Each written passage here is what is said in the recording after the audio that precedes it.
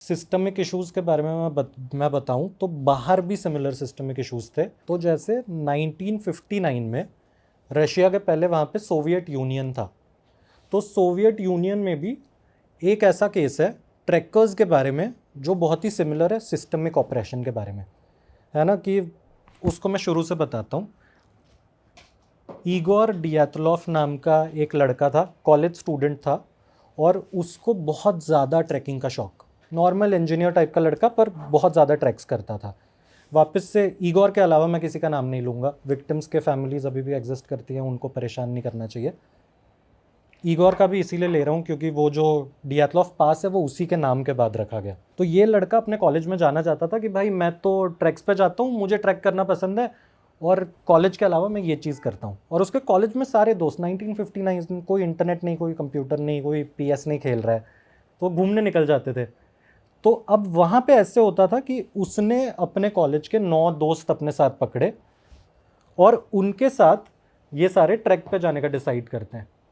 पर वो 9 में से 8 लोग थे जो इसके कॉलेज के थे और एक कोई आदमी था जो 38 ईयर्स का था। अब वो उनमें से किसका दोस्त है ये कभी क्लियर नहीं हुआ, पर वो उनके साथ ट्रैक में था।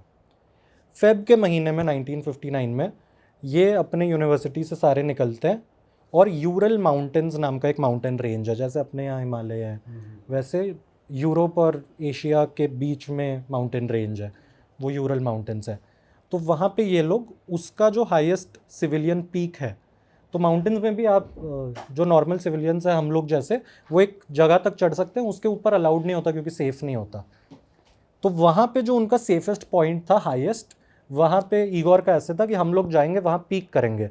टेम्परेचर वहाँ पे -15 से भी नीचे चला जाता है, भयंकर ठंड और मौसम भी ख़राब। इन लोगों ने बोला कॉलेज से छुट्टी है, अपन लोग चलते हैं। ये लोग जाते हैं फेब के महीने में और इनका ट्रिप था 8 दिनों का। घर पे बोल दिया 8 दिन तक हम नहीं आएंगे, सारे चले गए। ट्रैक पे ये लोग गए और जब बेस कैंप पे पहुँचे हैं, अपने अपने कॉलेज से निकल के बेस कैंप पहुँचे, तो वो 9 में से एक उनका दोस्त था जिसकी तबीयत बिगड़ गई, तो वो वापस आ गया बेस कैंप से ही और बाकी के 8 लोग ऊपर चल दिए। 4 दिन, अगले 4 दिन का फुटेज था, डॉक्यूमेंट्स थे उनके, जिससे हमें पता चला कि अगले 4 दिन तो वो लोग ठीक थे। वो ऊपर डियातलॉफ पास तक पहुँचे भी, जो ऊपर का पॉइंट था जहाँ उनको जाना था। और वहाँ पे फिर ऐसा होता है कि 8 दिन बीत जाते हैं और 9 दिन बीत जाते हैं। तो जो इनकी फैमिलीज़ होती हैं वो सोचती हैं कि चलो ट्रैक है ना, ये कोई ऐसा गोवा का ट्रिप तो है नहीं कि वापसी का फ़्लाइट किया हुआ है, कई बार आप भटक जाते हो, 1-2 दिन आगे पीछे होता है। तो इनके साथ वही हुआ होगा। फैमिलीज़ ने पैनिक नहीं किया। फिर जब 4 दिन हो गए और ये लोग वापस नहीं आए, फैमिलीज़ गए पुलिस के पास, उन्होंने बताया कि ऐसे ऐसे हो रहा है, हमारे बच्चे 4 दिन ज़्यादा हो गए अब तक घर वापस नहीं आए और किसी को पता नहीं है क्या हुआ। पुलिस ने भी ऐसे बोला कि ट्रैकर्स जाते ही रहते थे उस टाइम सोवियत यूनियन में, तो उन्होंने इतना सीरियसली नहीं लिया। फिर जब और 4 दिन बीत गए और ये लोग वापस नहीं आए, तब थोड़ा गवर्नमेंट के साइड से प्रेशर आया, लोकल अथॉरिटीज़ यूरल माउंटेन्स में गए।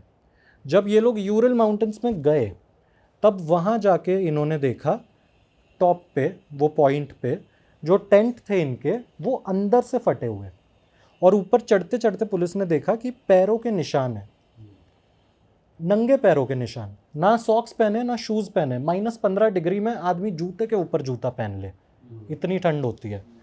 ये लोग नंगे पैर बाहर भागे हैं टेंट से दूर, और टेंट को अंदर से काटा है, और टेंट के अंदर सारा सामान वैसा ही है जैसे इनके पीछे कोई जानवर आ गया हो, उस तरीके से ये लोग भागे हैं।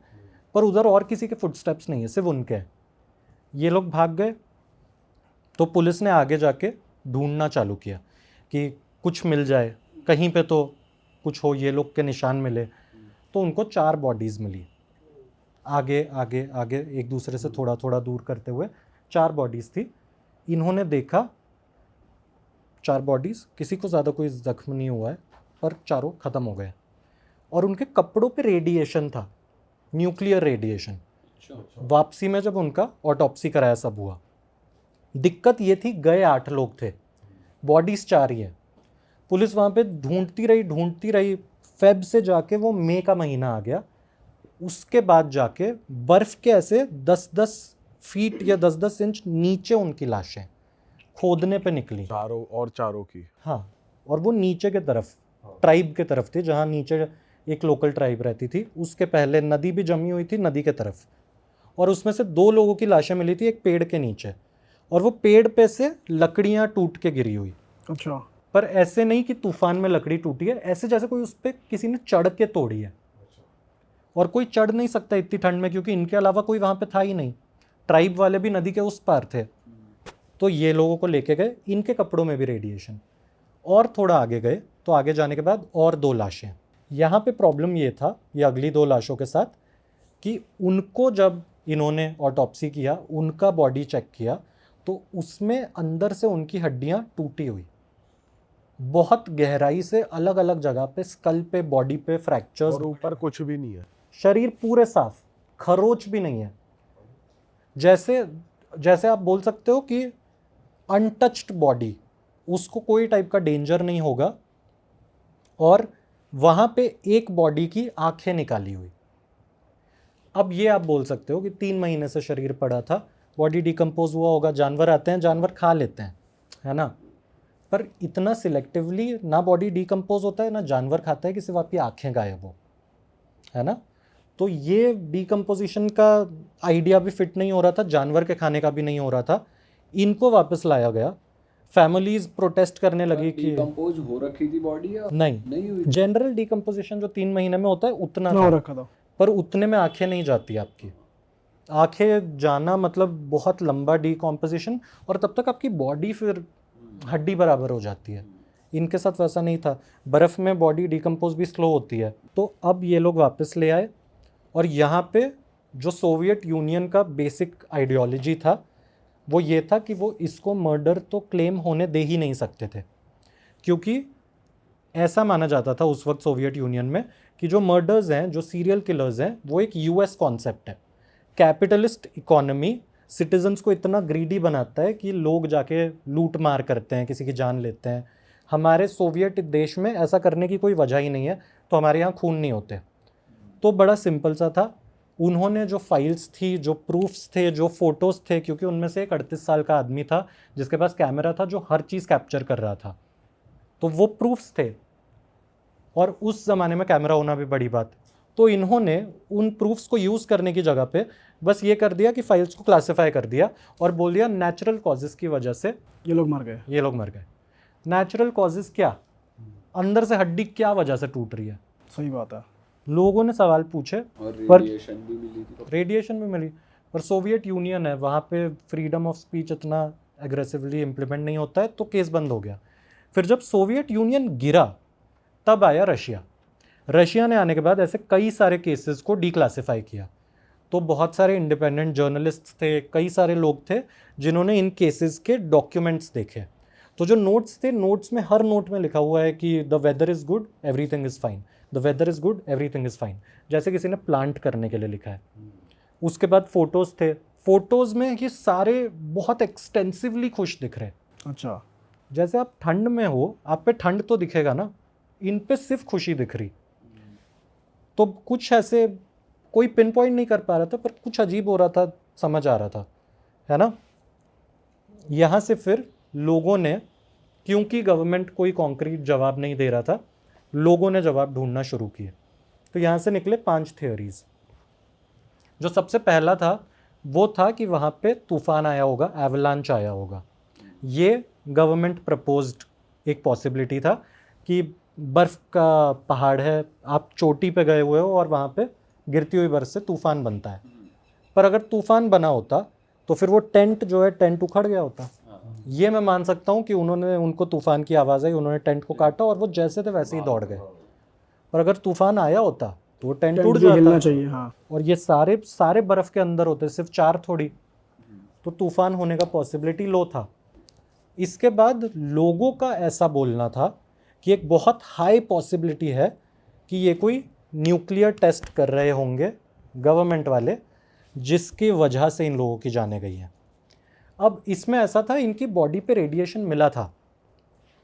इसमें और एक चीज़ समझ नहीं आती कि अगर ये लोग रेडिएशन टेस्ट कर भी रहे होते तो ये लोग टेंट फाड़ के भागते क्यों? और रेडिएशन भी आपके आँखों को नहीं पिघलाएगा, आपकी हड्डियों को तोड़ेगा नहीं। और उससे भी अजीब बात, इसका रेडिएशन नहीं होने का एक बहुत स्ट्रॉन्ग प्रूफ, रेडिएशन सिर्फ कपड़ों पे था, उनकी बॉडी पे रेडिएशन आया ही नहीं था। और अगर न्यूक्लियर रेडिएशन होता है वो आपकी बॉडी पे, बालों में, कपड़ों में, आँखों में, सब जगह आएगा। तो ये रेडिएशन का पॉसिबिलिटी कम था। एक बहुत ही ऑब्वियस सा लोग बोलने लग गए थे कि वो मानसी ट्राइब वाले होंगे। एक ट्राइब वहाँ रहती थी, तो उस ट्राइब पे ऐसे उंगली उठाई गई कि ये लोग कर सकते हैं। बट वो भी किस तरीके से ही मार देंगे एक ह्यूमन को कि बाहर मार्क्स ना आए और अंदर से हड्डियां टूट जाए। एग्जैक्टली। और मानसी ट्राइब वालों का हिस्ट्री है ही नहीं वॉयलेंट होने का। लोग ये बोल रहे थे कि ये हम तुम्हारी जगह पे आए होंगे इसीलिए तुमने मारा होगा। उनका ऐसा बोलना था कि हम नदी के इस पार हैं, ये हमारी जगह ही नहीं है, वो लोग यहाँ आके क्या कर रहे हैं हमको फ़र्क नहीं पड़ता। ना उनका हिस्ट्री वॉयलेंस का, ना उनके पास इतने एडवांस्ड वेपन्स कि वो 9 लोगों को एक साथ हंट कर पाए। और 9 बड़े चौड़े रशिया के लड़के, वो किस बात से डरेंगे, है ना। तो ट्राइब का होना भी बहुत रेयरिटी था। अब इसमें फिर कुछ लोग थे जो आई विटनेसेस थे, जो बेस कैंप के पास थे, जो ट्राइब में से कुछ लोग थे जो बोलते हैं कि हवा में ऑरेंज लाइट्स थी। और इनकी एक फ़ोटो थी, उस फोटो में भी हल्की हल्की ऑरेंज लाइट्स थी, एक फ़ोटो में। पर वो उस ज़माने का कैमरा, तो उसका ट्रस्ट उतना ज़्यादा किया नहीं जा सकता। तो इन लाइट्स के हिसाब से बेसिकली ये था। लोग बोलते हैं कि कुछ ऐसा हो सकता है एक्स्ट्रा टेरेस्ट्रियल होगा, जिसके पास इतना एडवांस टेक होगा कि वो किसी की बॉडी को नुकसान पहुंचा पाए। पर उस थियोरी के केस में गवर्नमेंट ने सामने आके बोल दिया था कि अरे हमारा ही पैराशूट था, वो लाइट जो थी हमारे पैराशूट की थी। पर ये गवर्नमेंट का कॉन्स्पिरेसी थियोरी बहुत बड़ा है कि कोई भी अनआइडेंटिफाइड ऑब्जेक्ट को बोल देते हैं पैराशूट है। और वो जगह जो थी वो भी ऐसी कोई कॉन्फिडेंशियल जगह नहीं थी, पब्लिक एक्सेस के लिए ओपन जगह थी। हाँ, और उनकी बॉडी भी तो अलग अलग जगह पे ही पड़ी हुई थी, चारों की अलग और चारों चार अलग एक दूसरे से दूर, और दूसरी तो नीचे नदी के पास, वो 4 और अलग। इतना दूर जा ही नहीं सकते हैं। सही बात है। तो किसी भी टाइप का थ्योरी कैटेगरी फिट ही नहीं होता, एक्सप्लेन हो ही नहीं पा रहा कि ये हुआ कैसे। पर इसमें भी अब पूरा हो गया। जो एक आदमी पीछे बचा था, पीछे बचा हुआ आदमी जो बीमार पड़ गया था और वो वापस आ गया था, वो अपनी पूरी ज़िंदगी ये बोलता रहा कि मैं क्यों बच गया, ऐसा क्यों हुआ कि मैंने ऐसा क्या किया था कि सब चले गए और मैं ये बोझ के साथ जी रहा हूँ कि मेरे 8 दोस्त मर गए। और उसने भी यही बोला था कि ये तो पॉसिबिलिटी है ही नहीं नेचुरल कैलामिटी की। जो ईगोर था, ईगोर इतना रिस्पॉन्सिबल ट्रैकर था कि हो ही नहीं सकता कि कोई नेचुरल कैलामिटी हो और वो सबको सेफली उससे बचाए नहीं। उसने जाते जाते अपने डेथ बेड पे भी यही बोला था। और अब मैं वही बता रहा था कि हर जगह के क्राइम में सिमिलैरिटी होती है।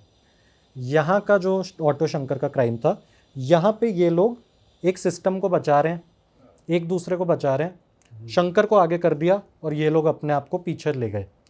वहाँ पे वो एक आइडियोलॉजी को बचा रहे हैं।